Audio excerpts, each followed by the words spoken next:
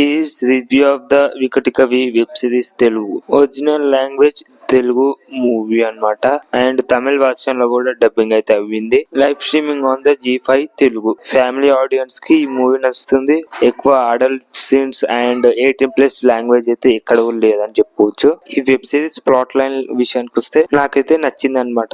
Ramakrishna character లో మన hero అయితే నాకు చాలా బాగా యాక్టింగ్ అయితే చేశాడని అనిపించింది. ఎందుకంటే డిటెక్టివ్ క్యారెక్టర్ కాబట్టి నెక్స్ట్ లెవెల్ అయితే మంచి ప్లానింగ్ అయితే చేశారని చెప్పుకోవచ్చు ఈ సినిమాకి అయితే. ఈ వెబ్ సిరీస్ లో అయితే అతని క్యారెక్టర్ కి అతను చాలా బాగా న్యాయం చేశాడు. హీరోయిన్ క్యారెక్టర్ కూడా చాలా బాగా నచ్చింది.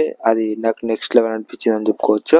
ఎక్కువ అయితే పర్ఫార్మెన్స్ పై ఎక్కువ అంటే హీరోని చాలా బాగా యాక్టింగ్ అయితే చేశాడు. హీరోయిన్ అంత ఏం లేదని చెప్పుకోవచ్చు, డీసెంట్ అని చెప్పుకోవచ్చు. ఇంకా రిమైనింగ్ క్యారెక్టర్స్ ఎవరైతే ఉంటారో అందరూ డీసెంట్ గానే వర్క్ అయితే చేశారు. మెయిన్లీ మనం మాట్లాడుకోవాల్సింది ఏంటంటే 4th ఎపిసోడ్ లో తారక్ పూర్ణప్ప క్యారెక్టర్ అయితే రివీల్ అయితే అవుతుంది అనమాట. తారక్ పూర్ణప్ప అండ్ రామకృష్ణ క్యారెక్టర్ ఎవరైతే ఉంటారో వీళ్ళిద్దరు ఒక మంచి ఎమోషనల్ బాండింగ్ అనేది లేకుండా గానీ వీళ్ళిద్దరితో ఒక స్టోరీ అనేది ఉంటది. మీకు ఈజీగా అర్థమవుతుంది, చాలా బాగుంటది. ఇక మెయిన్ ప్లాట్ లైన్ అయితే వెళ్దాం. ఏంటంటే డిటెక్టివ్ రామకృష్ణ ఎవరైతే ఉంటారో హైదరాబాద్ లో ఉండడం జరుగుతుంది. ఒక ఊరికైతే రావడం జరుగుతుంది. ఊరిని మర్చిపోయినా అయితే ఆ విలేజ్ కి వెళ్ళిన తర్వాత అడవిలోకి వెళ్ళిన జనాలందరికి 37 మందికి అయితే మత్తు అనేది పోతుంది. ఎందుకు అలా అయింది, ఏం కథ అనేది మీరు చూడలేదు. అది మీరు లాస్ట్ కి చూసాక మీకు షాక్ అవుతుంది అనమాట. అది చూసాక దీని వల్ల ఇలా నేను కూడా షాక్ అయ్యా వెబ్ సిరీస్ చూడగానే.